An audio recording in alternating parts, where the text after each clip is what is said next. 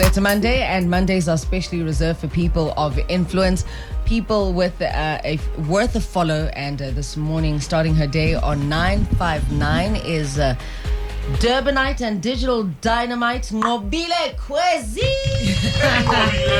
Thank you. Can you introduce me everywhere I go? I'd really appreciate it. That would be amazing. Hi, guys. Bright and early, starting your day on 959. Thank you. Yes, thank you for having me. You're most welcome. So which industry do you think knows how to throw a mean year-end function? I've got to say the corporate girls. Like, I've got friends in corporate, and they really know how to go down, even on weekends. Like, they know how to rock. Yeah. Whenever I want to have a good time, my corporate girls. Corporate girls. 6:41, she's starting her day on 959, as are you. Welcome to it if you just tuned in. Chilled on a Monday morning, 6:49. Start your day on 959. Thank you very much for choosing us. We appreciate it. If you've just tuned in, you're just in time to catch Nqobile Khezi, who is a model, influencer, creative strategist, businesswoman, slowly becoming a huge broadcasting talent, one that we should look out for. Hopefully, definitely.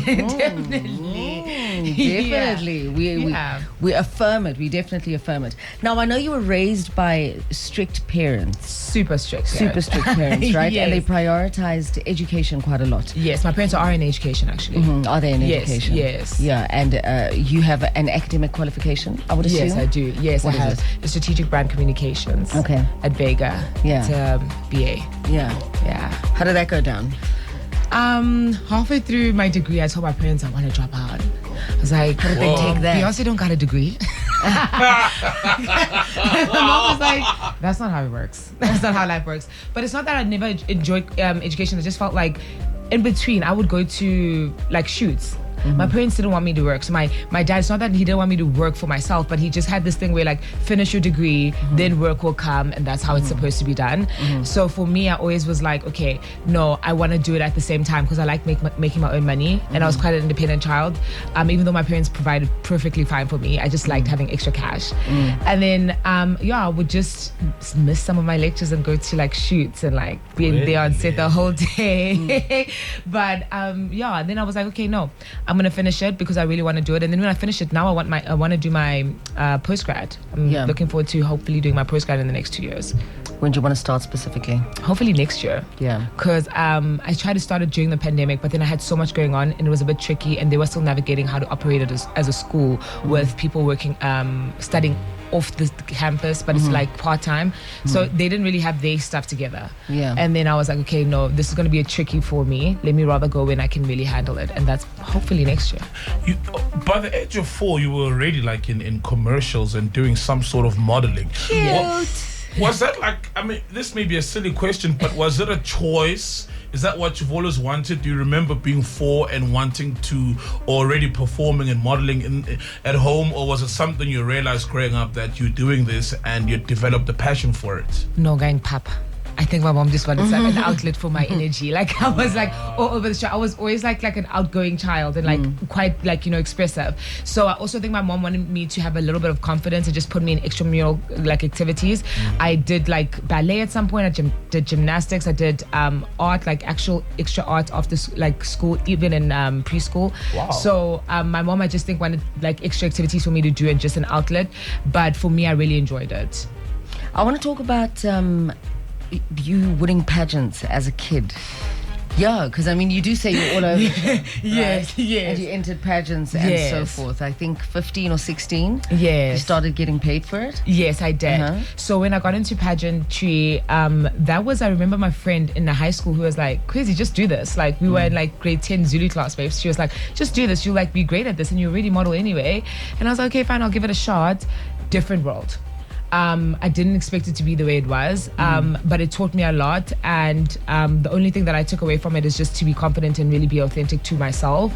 But also it's really nice and glitzy and glammy. Like it's nice dressing up and you showing out. But it's also nice to share a side of it. The pageants that I did do had a lot of like personality to it. So I really enjoyed also like starting to learn myself as a person, because I feel like I learned myself also having to express yourself and state your case to people. You had to know who you are. 100%. Yeah. 100%. let's talk about pretty privilege, right? I'm sure you've heard of that phrase. Yes, I've heard of that. People look at you, they see you're gorgeous, they see what you have, what you've achieved, and they think everything just came easy because and then they forget that you actually studied and got your degree. I mean, you did PR for restaurants at some point. Yes. Like we said, you've been modeling since you were 4, right? Do you think it's an unfair assumption, or do you get it when people say that because maybe there's other people out there who benefited from it? I feel like to a certain degree you'd say it's an assumption, but it's also to each their own. Like you have to know yourself. You can't go into every space trying to make sure that everyone's gonna like understand where you come from and what you've done and how hard you've worked. But you just know yourself. You're confident in what you're doing and how you going about it. You know yourself. You can't let everybody's opinion dictate where you're going and how you're shifting and what you've actually accomplished and what you've actually worked hard for. Because then you'll always need to prove yourself to people, and there'll be that one person who's just like, nah, they pretty and that's how they got everything, and you just got to be okay with the fact that that's how people are going to assume it. You know your truth at the end of the day. You got to know your truth. I think at the end of the day, if you know your truth and you know how you going to bed at night, you know what you've done, that's the best way to sleep at night. I agree with that. I absolutely agree with that. 6:54. If you've just tuned in, you are just in time to catch up with Nqobile Khezi, and she's starting her day on 959, as are you. We're headed to top of the hour. Young ones, you know the drill. We're looking for 959 breakfast champs. Our coolest kids are on the Kaya 959 block. So please, it's time to ask respectfully for those phones, so you can come call Auntie Dineo, Uncle Saul, and Auntie Nqobile to ask those tough questions to you. 16 after 7, we're hanging around with Nqobile Khezi at Nqobile Khezi on social media. So your brand is big, not only in the South African influencer space, but also globally. Yes. You have yourself an agent in the US as well as the UK. Yes. And some of the work you've done internationally, especially in Paris and France, they've looked after you in that regard. Yes. Why did you find it important to have an agent in the US and the UK, and how did you find an agent? Okay, so locally, I have an agency. It's 20 Model Management. I'm signed to them, and then working in COVID times was the key to actually the reason why I had an agency who was able to source me work from the States and from like the UK. So it's more like your brands that will reach out to you, that do have global brands, that do like ship to South Africa and stuff like that, that will reach out to you and just have more of a global base that will want to work with you on those kind of accords. And it really did help because a lot of our brands locally weren't really doing a lot of content and production and stuff like that. So you were able to at least shoot like a Fashion Nova something or a Pretty Little Thing something.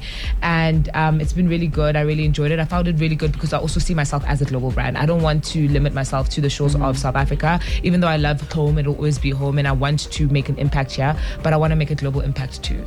Makes sense. Any ambitions in broadcasting? I mean, I know you work with Super Sports. I've noticed you, just like me, you support Man City. Man City girls are up. Yes, definitely. So I have a bit of history in performing arts. I really do love it. I did do a short film, like I think 5 years ago, and we won an International Film Festival award at the New Delhi Film Festival. Well done. Yes, That's and a lot of people awesome. don't know that side of me. That's awesome. And I really enjoyed creating. So when it comes to broadcast and just entertainment in general, I don't limit myself. I want to tap in as much as I can, and I'd rather just empty myself into my craft because I really love creating, even if it's not to be seen or given like the round of applause, even if it's behind the scenes, if I'm going to learn something. I just love creating. I love making a creative story, something that's gonna entertain people. Let's talk about your entrepreneurial career. Yes. I know you have a brand or label that you run. Yes. I think it's loungewear and apparel, Yes, right? What are your yes. entrepreneurial ambitions? What's that brand label called? So it's Narumi, and Narumi. Narumi, yes. Yes, it was Sounds lounge. nice, So yeah. I founded it during COVID. At the moment we've taken like a little bit of pause because I want to come back with a different like look and a different feel, but not completely different to the way it started. But I founded it because I found that when I was traveling I would not find what I would find overseas here, and I just wanted to bring something a little more like different to the shores of South Africa, but also make it like accessible and also like really nice and really good quality. So I really enjoyed creating from that point of view. you, and also just the basics, because I'm quite simple. I had standard colors that I really liked creating from, and like colors that I like wearing, and I found like a lot of people like to wear those colors too, but people wouldn't find it or be able to source it like throughout the year, because things are seasonal in our country a lot more, where it's like you'll have like, if it's orange, it's orange, and if it's red, it's red. So yeah. Nerumi, tell us about the name. How did you end up with that name? Okay, so and what does it mean? Yeah. so Nerumi means evolving, and for me it's from an Asian descent.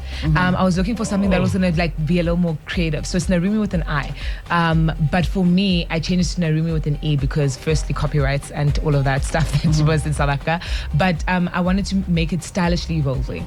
So essentially that we have the basics, you evolve stylishly as you create your own style and look, and also as a brand we want to evolve as you create different styles and look. And if we started off with basics, doesn't mean we won't go into couture one day. It doesn't mean it was like something to open the doors to say that create as you may. Unboxed, right? So it doesn't exist in a box. I know you move across Cape Town and Durban, Joburg quite a lot, and you just landed here in Joburg yesterday. Yes, I did. After the traffic update with Sol, we're going to chat to you about what it is that you're doing in Joburg this week. Yes, okay, definitely.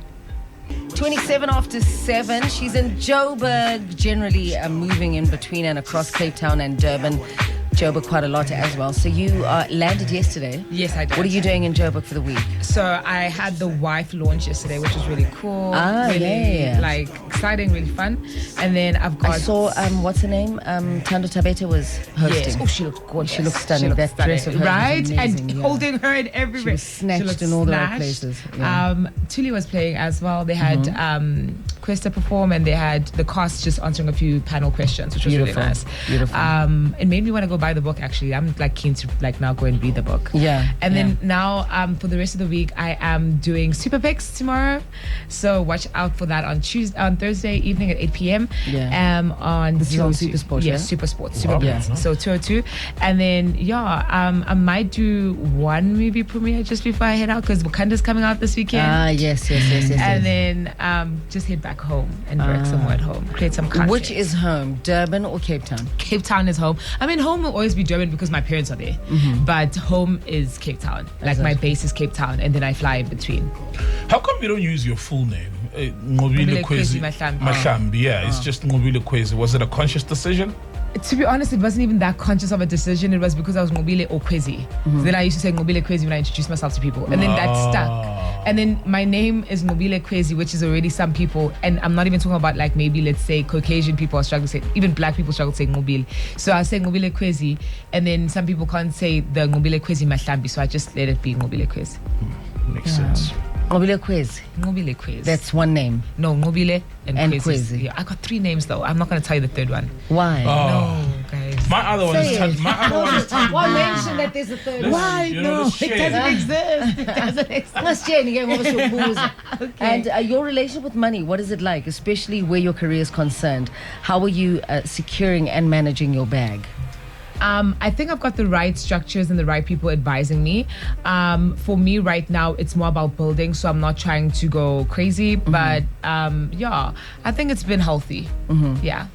Well, thank you for starting your day at 959. Thank you so much. You're welcome. You're welcome. Pretty face, absolutely gorgeous human being. Godspeed with everything. Thank you. I really appreciate it. Absolutely. 29 after 7, we go to the news desk.